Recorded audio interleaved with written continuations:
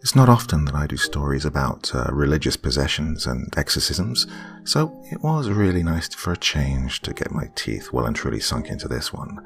Now, you can probably have some idea of where it's going to go from the title, but it leads you off into some unknown places, so it definitely is well worth a listen.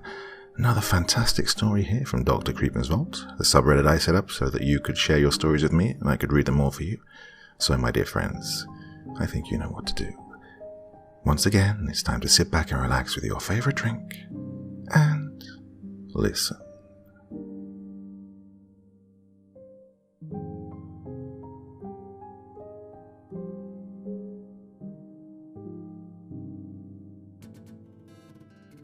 My name is Jamie. I'm a kids pastor at a small, non-denominational church in rural New Mexico.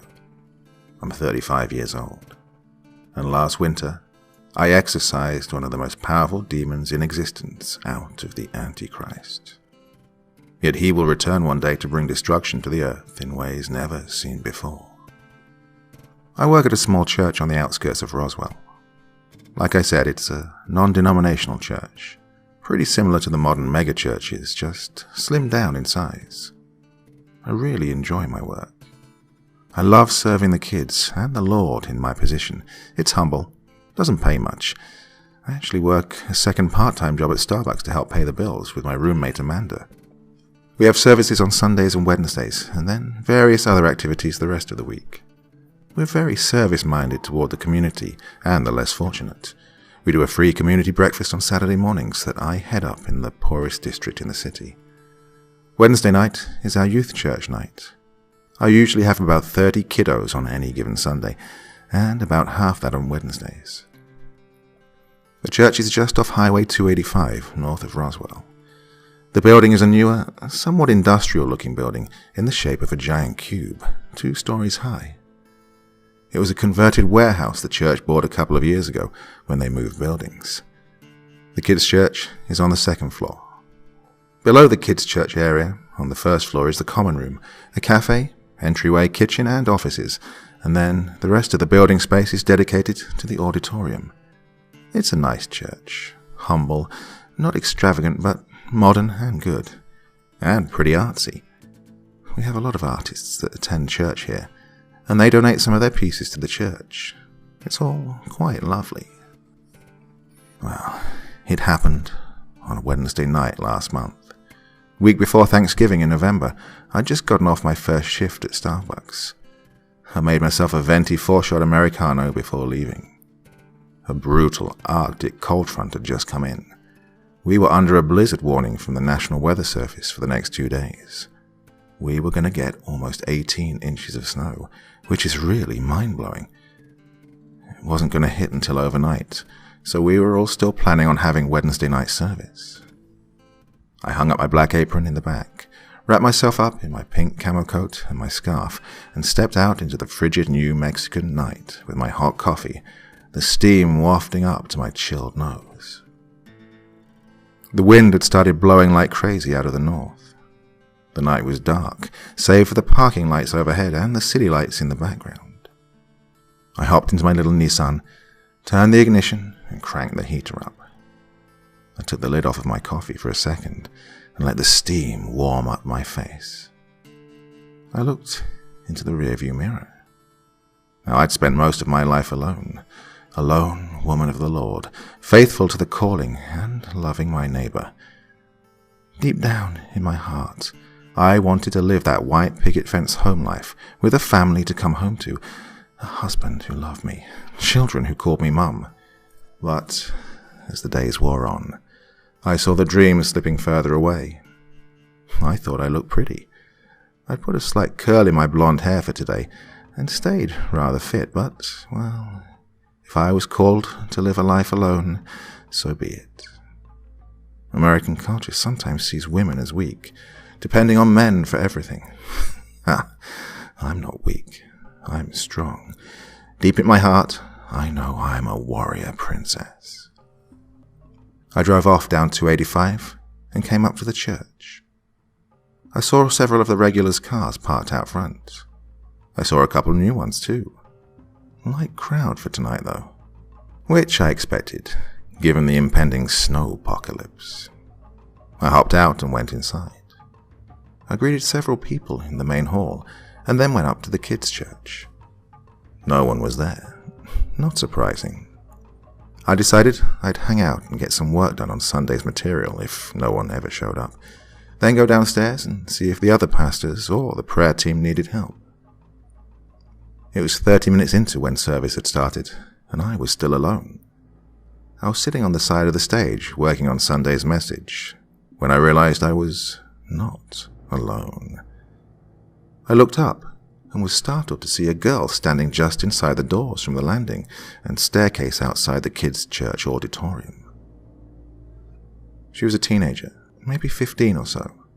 Dark brunette hair and a complexion that gave her away as probably Portuguese or Spanish. She was wrapped up in a dark coat. A face that was blank, but I couldn't help but get the feeling this was a mask for something more troubling. Regardless, I thought a cheery attitude might be the best way for me to approach her.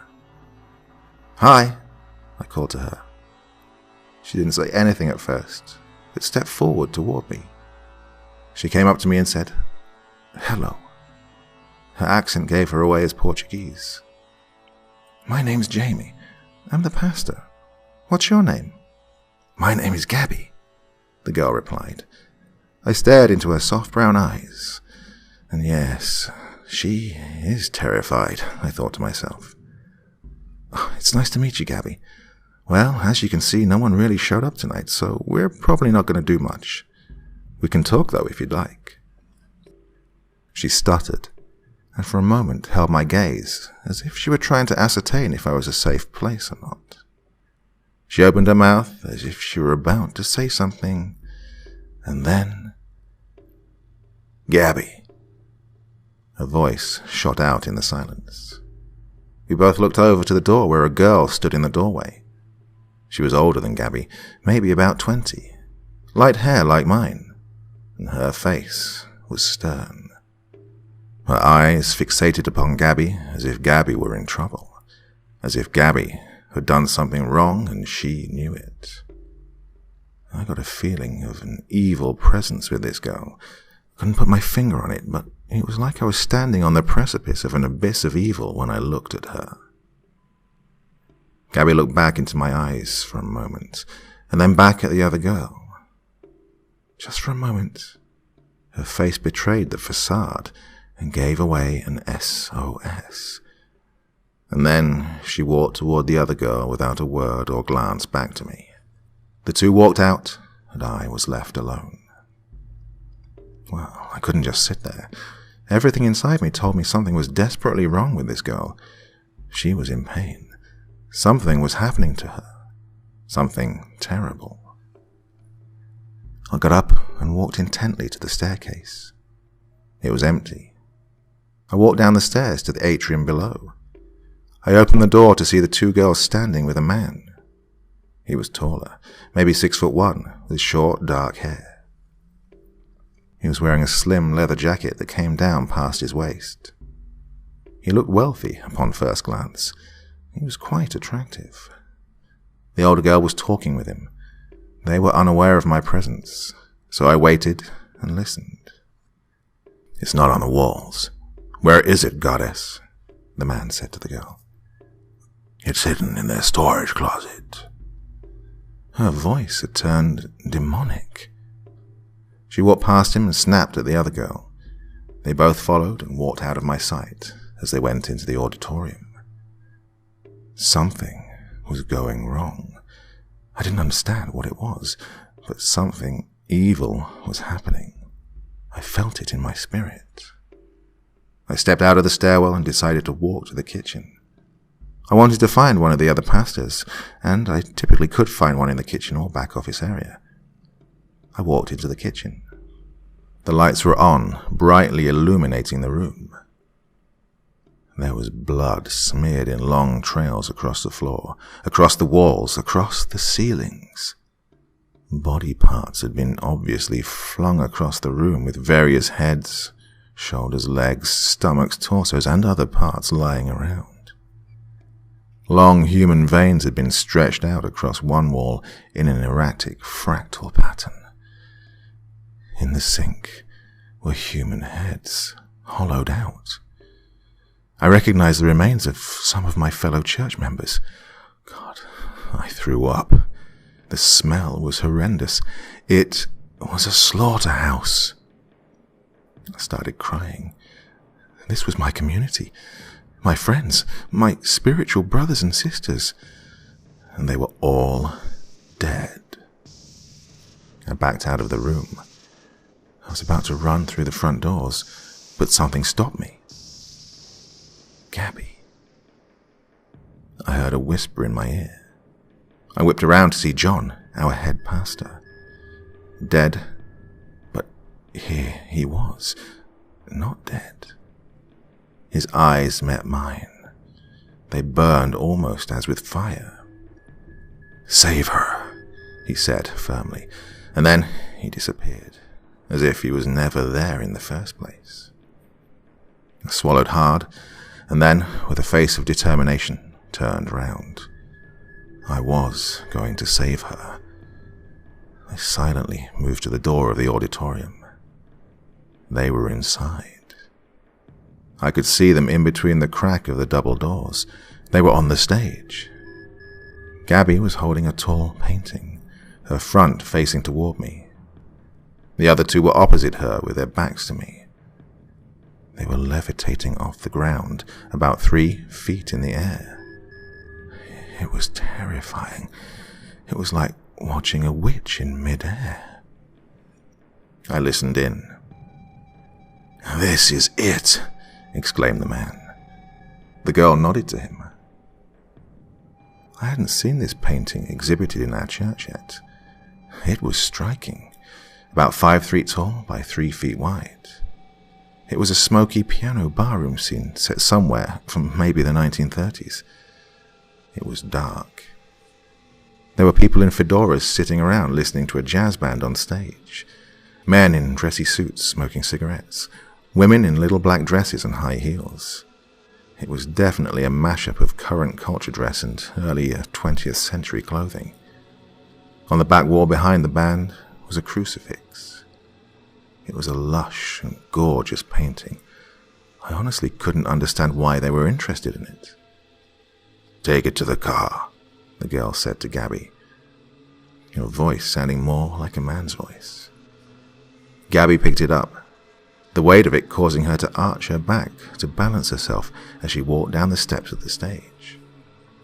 I quickly backed away from the door to not be seen and ran back to the stairwell. I held my breath. It was the longest minute of silence before I heard the anticipated steps of Gabby as she walked by. My heart, my heart was aching for her. She was innocent, a girl trapped in a dungeon of evil.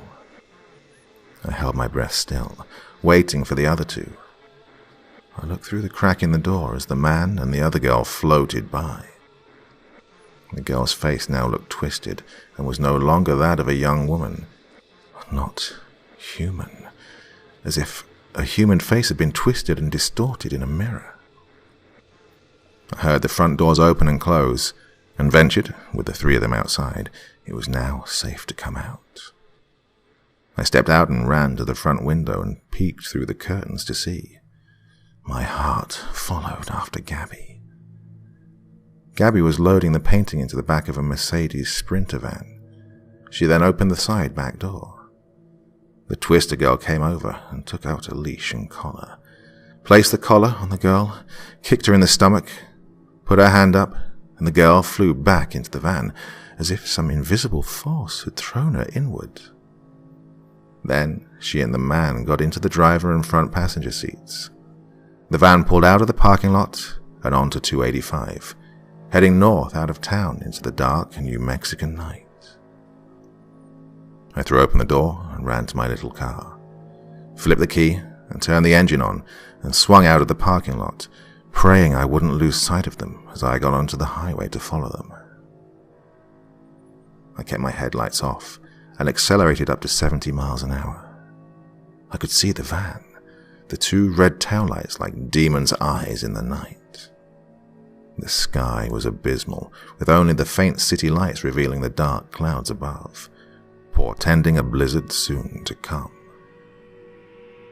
There was no other traffic on the highway, which meant I could safely stay under the radar as I followed. The van kept going north. I hadn't been able to process all that had just happened. The questions of who they were, what was going on, why the painting, and a million others were being suppressed by my brain. In lieu of reconciling reality to reason, I was running off adrenaline and the unswerving belief that God wanted me to rescue this girl. And so I followed, deeper and deeper into the night. Eventually the trail led me to the small town of Vaughan, where 285 abruptly turns west. The van, however, turned southwestward onto Highway 54. The wind was blowing so hard it pushed my little car towards the edge of the highway and its most potent gusts. Small flakes of snow were starting to fall, in ever-increasing increments, foreshadowing an impending whiteout. The van continued onward ahead of me. I approached the ghost town of Duran, and as we left it, I noticed the van ahead of me start to slow down and eventually turn off the highway to the right and went west into a field. I slowed my car as well. I watched as the van drove across a field up to a mesa. The snow was now starting to fall heavily. I was having to see through a squinted view of the field and mesa. The van parked close to the mesa off the highway. I could make out several other cars next to it, but then I lost sight of it. I stopped next to where the van had pulled off. There was a dirt road next to the highway that led off toward the mesa. I knew a confrontation was imminent if I turned off the road here. I could always just go back home and call the police and let this be done. But I knew the police couldn't handle this. This was spiritual, and I'm a warrior. It was my duty to go in, and so I did. The road was very bumpy, and it rattled my car each pothole that I hit. The dirt road below was becoming filled over with dark snow. I could barely see where I was going, and could barely see the road. I kept a straight eastward path, having guesstimated it was about a quarter mile off the highway where they'd parked. I finally decided to stop the car, as I didn't want to park too close. As I got out, I could see the cars down a slight hill in front of me. I walked toward them, not knowing what to expect. I was praying under my icy breath the entire time. As I came up, I saw all the lights off and tracks in the fresh snow leading away toward the mesa. The cars were very expensive. There were 2 Bentleys, a Lamborghini, a couple Mercedes, a BMW. God, what is this? My mind cried out. I looked up at the mesa. I could see, very faintly, movement along the side on a cliff. Then, a dark hole or entrance next to it. I saw the movement disappear into the black hole or the opening. I knew that was where I must go. The blizzard was hitting now. I was terribly cold. I wanted to cry, but I couldn't. Not yet. I slipped in the snow and hit the ground. I pulled back up and kept going. I could barely see my hands in front of my face. I was scared. I reached the base of the mesa and started looking for a way up to the entrance. It was about a 30-degree climb up, over rocks. No path existed, at least none that I could make out, given the current lighting and weather. I kept going. The wind ripped into my coat. My skin felt frozen underneath. It took at least 30 minutes to get up to the altitude of the entrance. I could see it now, for there was a faint light coming from out of the entrance. There was a small path along the side wall of the mesa that led to the entrance. I followed it with my back up against the mesa wall, praying I wouldn't slip on the snow and fall to my death off the side. I moved up to the entrance. I could feel a blast of heat coming from inside, which, by the time I was right outside, my body was starting to warm up. But it was an unnatural, terrible heat. I would have preferred to freeze in the snow than to feel that heat on me. The entrance led to a small walkway that led underground into the interior parts of the mesa. I started walking down it. I wasn't concerned about my footsteps giving off a sound, as the wind blew so hard as to mask my presence. I walked deeper and deeper. It got warmer and warmer. I found my body sweating underneath my coat and shirt. The light was a dim light that got brighter and brighter the deeper I went. The smell became humid, and a stench of sweat filled the air.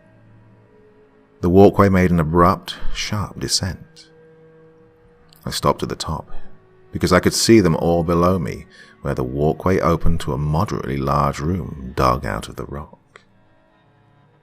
I crouched low to the floor and inched downward so I could see what was happening inside.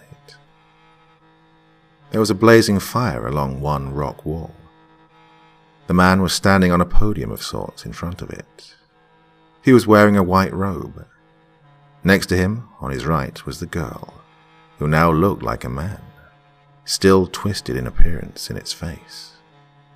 The eyes, oh my, it took my breath away. On his left was a man dressed in papal attire. He seemed to be leading worship of the man in the white robe. In front of the three were 10 men kneeling, prostrate before them in reverence and worship. They were wealthy. Most were wearing business casual clothes. A pile of coats was in the back behind them. They looked to be a blend of European men, some southerly and some northerly, middle-aged at youngest. Off to their left, I could see a huddled group of 4 women sitting on the ground. They looked absolutely terrified and were trying to comfort each other. They were barely clothed and looked as if they'd been beaten, maybe worse.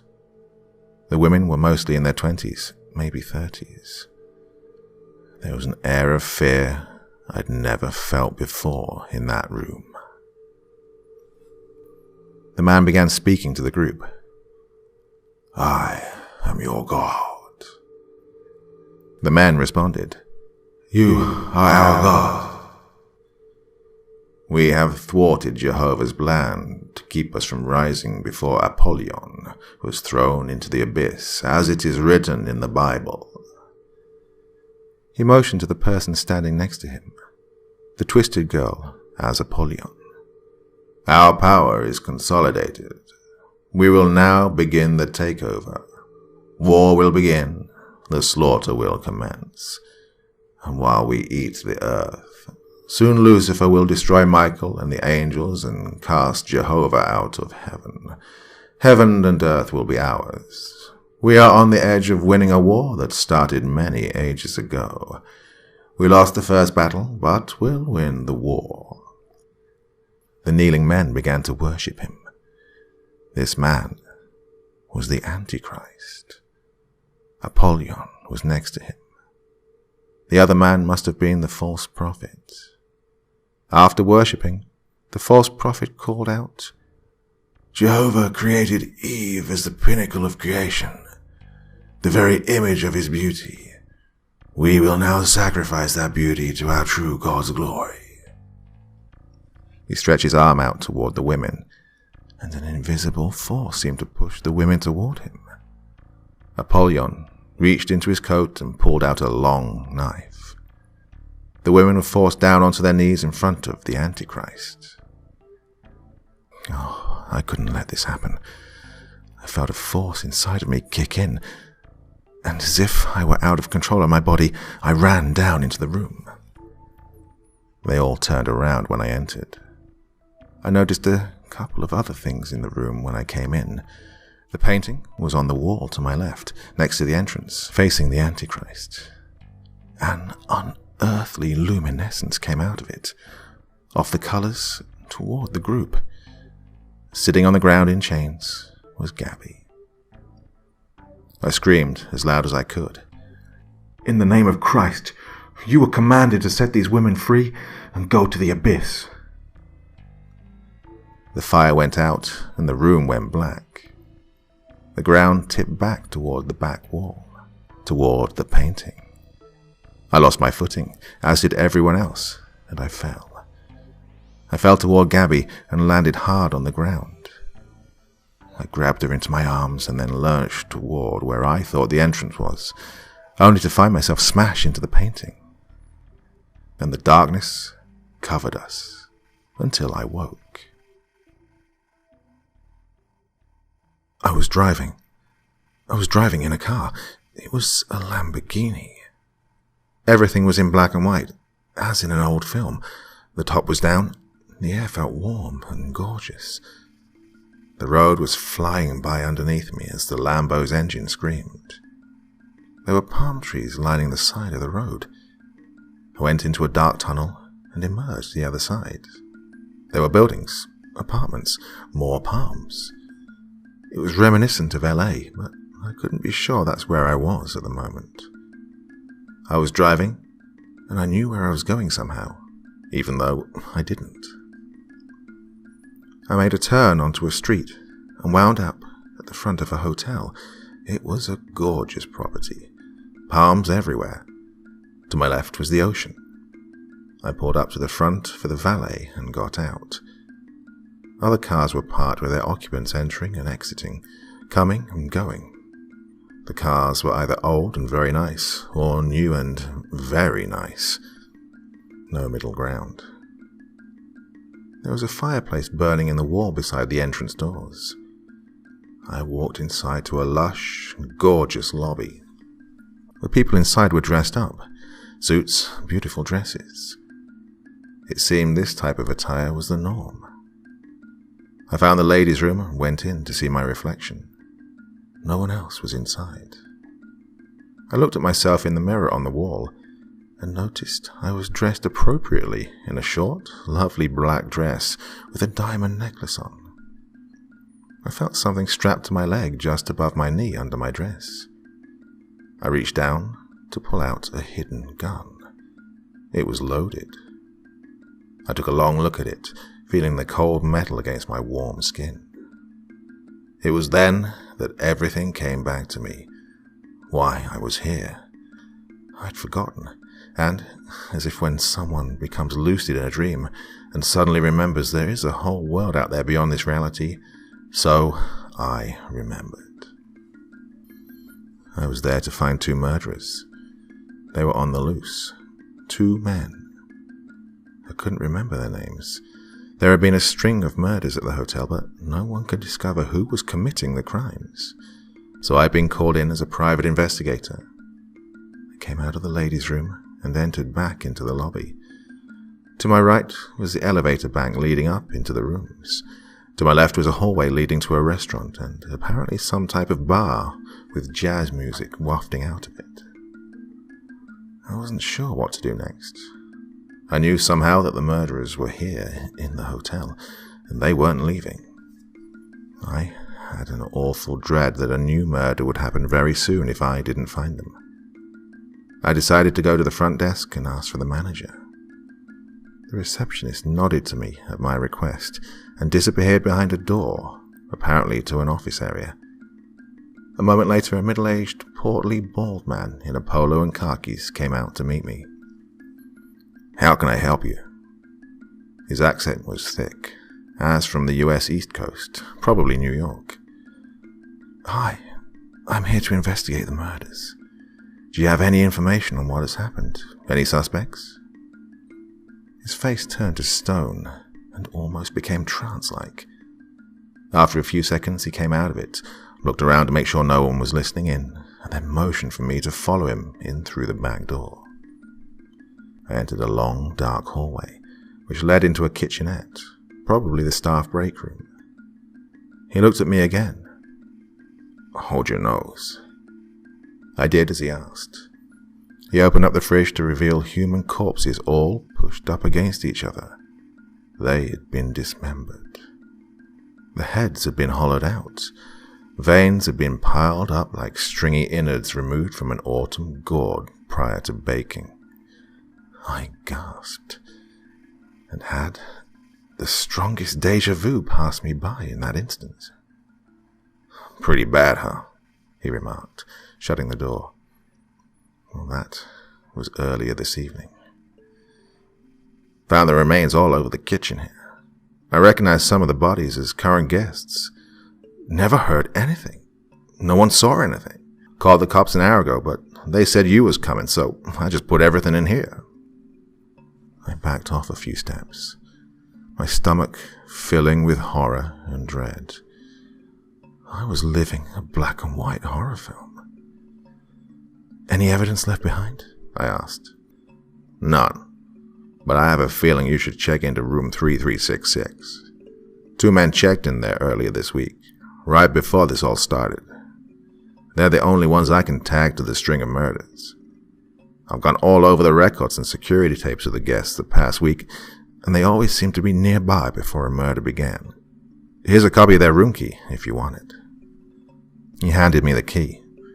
I nodded in agreement and followed him out of the break room and back to the lobby. It looked like the lights had dimmed in the hotel. There were more guests as well. It was a packed night, and smoke hung in the air. As I walked up to the elevator bank and pressed the up button, I noticed a man standing in the crowd. He noticed me. His eyes. I felt the dread. He turned and disappeared into the crowd, and I lost him. The elevator dinged and the doors opened. I went in and hit the button for the 33rd floor. The doors opened a moment later, and I emerged onto a retro-themed floor. Retro for 2019, that is, and started counting down the room numbers on the doors until I reached 3366. I knocked first and then waited. No answer. Knocked again, then waited. Comfortable that no one was at home, I slid the key into the door and went in. The room was a suite overlooking the ocean. No lights were on. The sun setting over the ocean illuminated much of the room. I flipped on the lamp next to the bed and started looking around. 2 bags of luggage were in the corner. My heart was pounding in my chest. I put the luggage on a corner desk. It was a combination suitcase. I couldn't open it. Might not be worth my time, I thought. I went into the bathroom. Nothing. I went into the adjoining bedroom. Empty. I opened the closet door in the adjoining bedroom, and there was a woman, bound and gagged, lying on the floor. She was moving her head, trying to see me. "It's okay," I whispered. "I'm here to rescue you." I took off the gag. She looked about my age. Quite beautiful. Looked ragged, like she'd been mistreated. How badly, I couldn't tell. She was also wearing an evening gown, which told me she was potentially part of the party going on down in the lobby in the bar. "Thank you," she replied as I pulled the rope off her hands. She looked at me. "What's your name?" "Jamie." "I'm Evie." "Who did this to you?" "Apollyon and the Antichrist." "What?"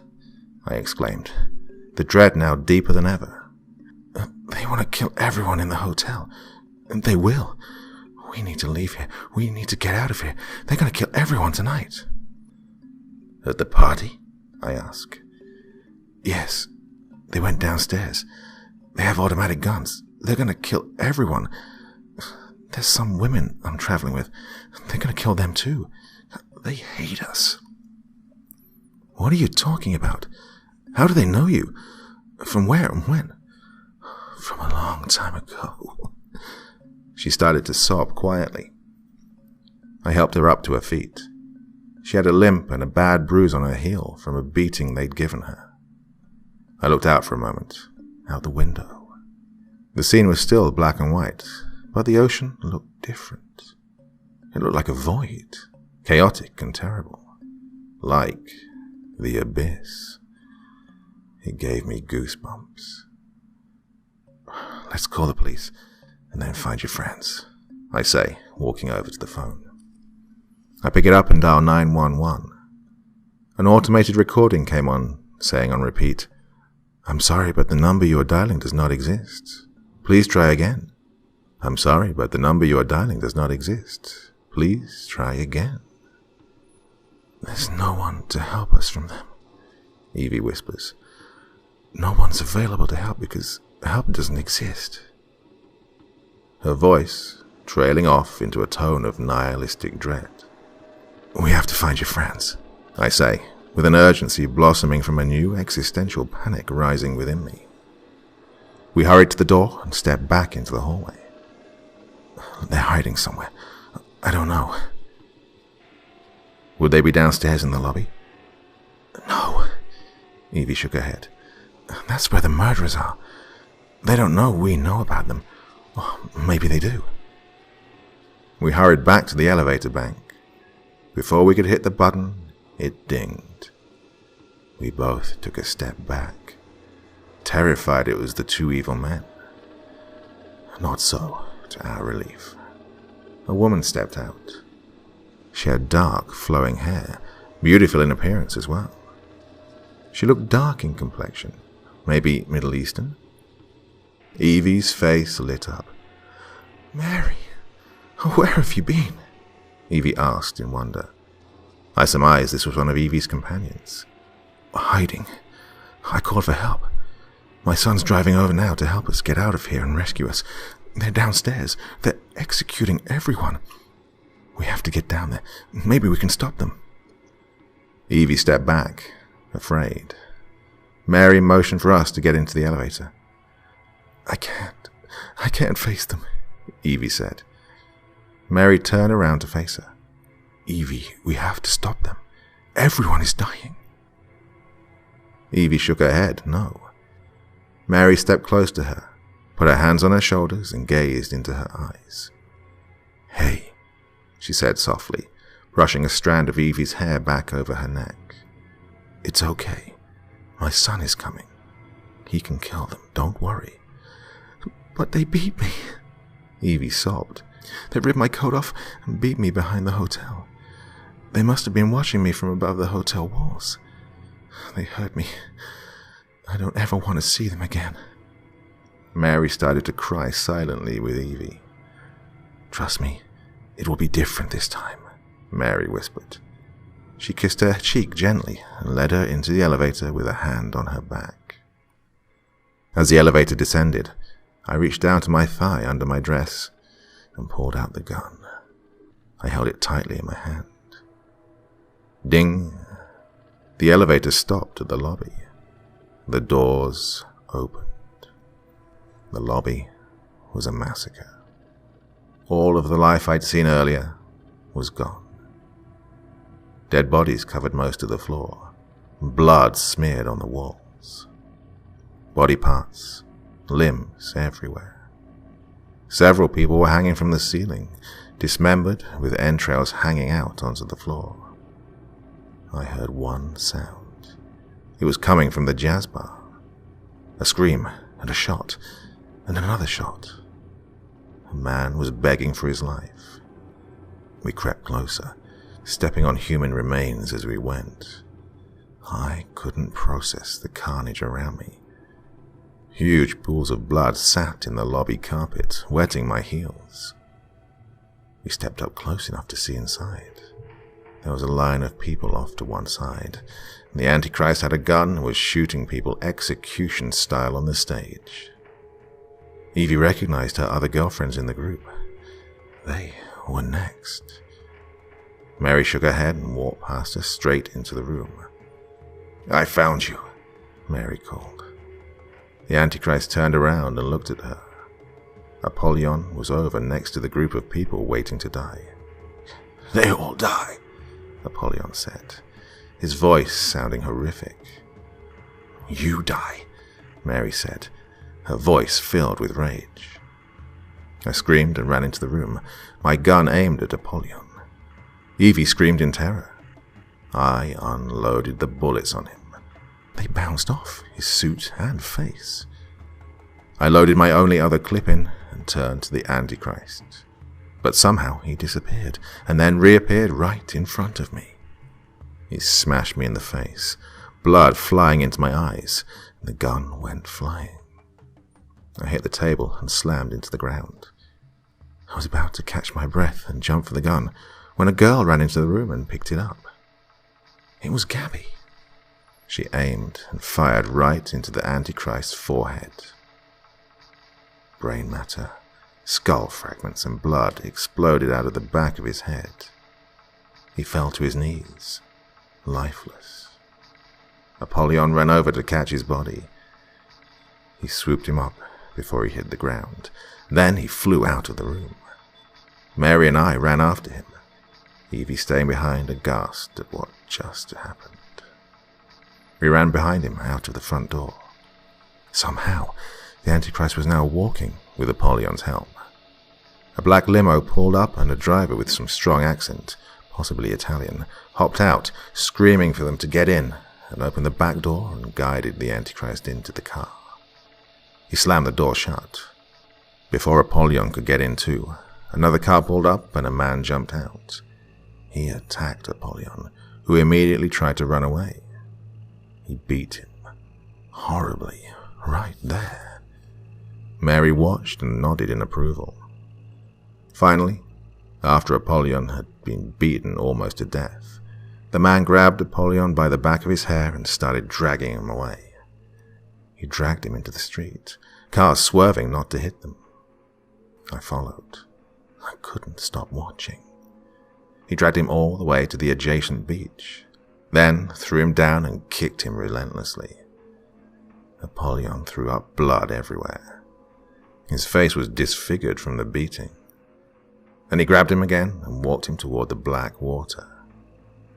The man threw Apollyon in. He sank under the water, and then he was gone. I awoke. I was back in the cave in the mesa. Gabby was lying next to me. The other women, too. The fire was only smoldering, barely alive. We were alone. I crawled over to Gabby and helped her up, then helped up the other women. We all walked together, leaning on each other, holding each other up, as we got out of the caves and out into the blizzard. It was still nighttime. The cars were gone down below us. I expected that. We all got into my car, turned the lights on, cranked up the heater, and started driving. We got on the highway and went back home. It's summertime now. It's hot outside. No more blizzards for now. I no longer make espresso and lattes. I'm the new women's pastor at our church. I'm a mum now too. I adopted Gabby. I'm driving home from church, back to my new house. A humble little cottage on a couple acres, just north of the church. I drive off the highway onto a dirt road, and then pull into my driveway. A couple of cars are parked in the driveway. I get out and go in the front door. "Hey, Gabs," I call out. "Hi, Mom. Appetizers are done," she calls from the kitchen. The other ladies are hanging out in the living room. I say hi to Evie and give Mary a hug as I go into the kitchen to grab some chips and guacamole. I run a homeless women's Bible study and support group now with Mary and Gabs. We started doing a lot of homeless ministry lately and even got a new safe house built for abused and homeless women. Some of the ladies who live there attend our group. As I sit down in the living room, I feel a depth of peace I've never felt before. One of the ladies asks, "So, picking up from last week's study, I have a question.